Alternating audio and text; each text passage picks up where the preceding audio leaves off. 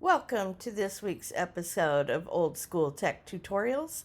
In this episode, I'm going to show you how to convert HEIC photos into JPEGs on your computer. When you take photos with your iPhone, you're going to convert them, if you want to a JPEG on your desktop.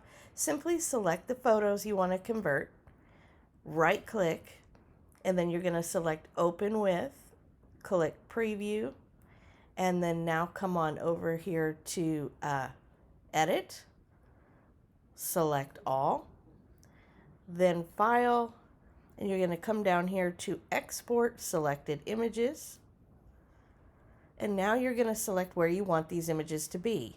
I want them on my desktop, so I'm going to put Desktop. Now you're going to come to Show Options, click Show Options. You're going to change they were HEIC, you're going to change it to JPEG, select your quality, and then hit choose. Now we have JPEGs from our HEIC.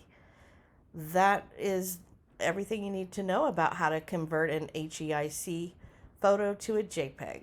Thank you for watching this week's episode of Old School Tech Tutorials, and stay tuned for next time.